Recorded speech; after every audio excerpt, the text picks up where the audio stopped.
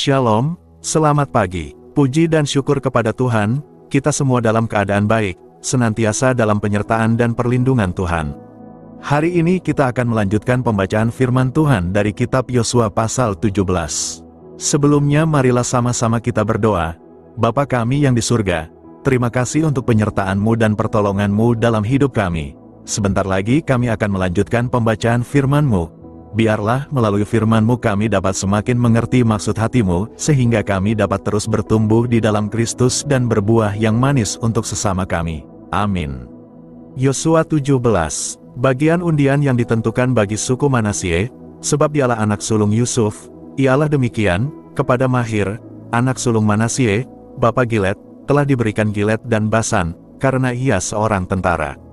Jadi bagian itulah yang ditentukan bagi anak-anak Manasye yang lain, menurut kaum-kaum mereka, yakni bagi Bani Abizar, Bani Helek, Bani Asril, Bani Sekem, Bani Hefer dan Bani Semida, itulah keturunan yang laki-laki dari Manasye bin Yusuf, menurut kaum-kaum mereka. Tetapi Zelafehat bin Hefer bin Gilead bin Mahir bin Manasye tidak mempunyai anak laki-laki, tetapi hanya anak perempuan. Inilah nama anak-anaknya itu, Mahla, Noah, Hogla, Milka dan Tirsa. Mereka datang menghadap Imam Eleazar, dan menghadap Yosua bin Nun, serta para pemimpin, dan berkata, Tuhan telah memerintahkan kepada Musa untuk memberikan milik pusaka kepada kami di tengah-tengah saudara-saudara kami.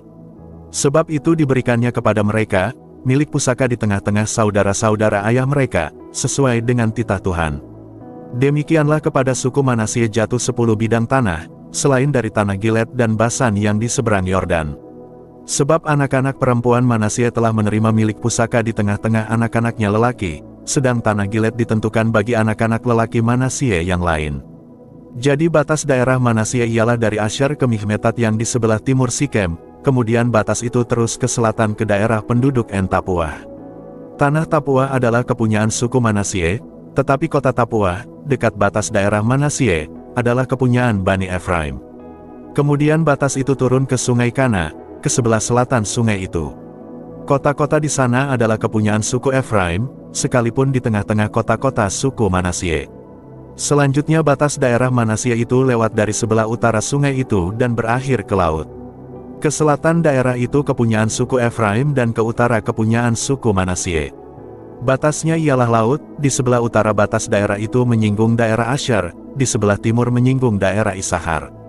Tetapi di daerah Isahar dan Asyar ada juga kepunyaan suku Manasye, yakni Bet-Sean dengan segala anak kotanya, Yiplim dengan segala anak kotanya, penduduk Dor dengan segala anak kotanya, penduduk Endor dengan segala anak kotanya, penduduk Tanah dengan segala anak kotanya, dan penduduk Megido dengan segala anak kotanya, yakni ketiga daerah bukit itu.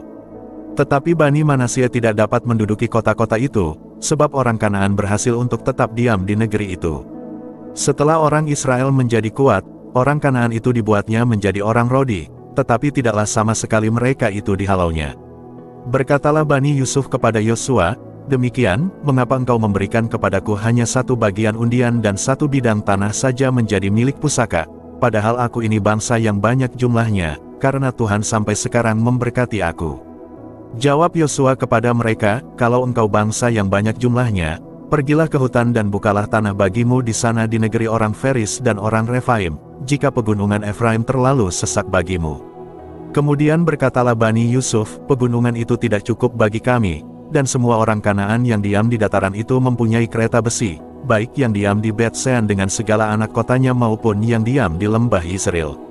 Lalu berkatalah Yosua kepada keturunan Yusuf, kepada suku Efraim dan suku Manasye, engkau ini bangsa yang banyak jumlahnya dan mempunyai kekuatan yang besar, tidak hanya satu bagian undian ditentukan bagimu. Tetapi pegunungan itu akan ditentukan bagimu juga, dan karena tanah itu hutan, haruslah kamu membukanya, kamu akan memilikinya sampai kepada ujung-ujungnya, sebab kamu akan menghalau orang Kanaan itu, sekalipun mereka mempunyai kereta besi dan sekalipun mereka kuat. Amin.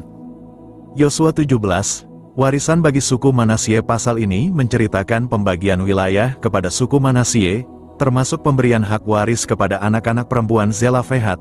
Selain itu, suku Manasye mengeluhkan bahwa wilayah mereka kurang luas. Tetapi Yosua mendorong mereka untuk bekerja keras dengan membuka hutan dan mengalahkan penduduk Kanaan yang masih tinggal di sana.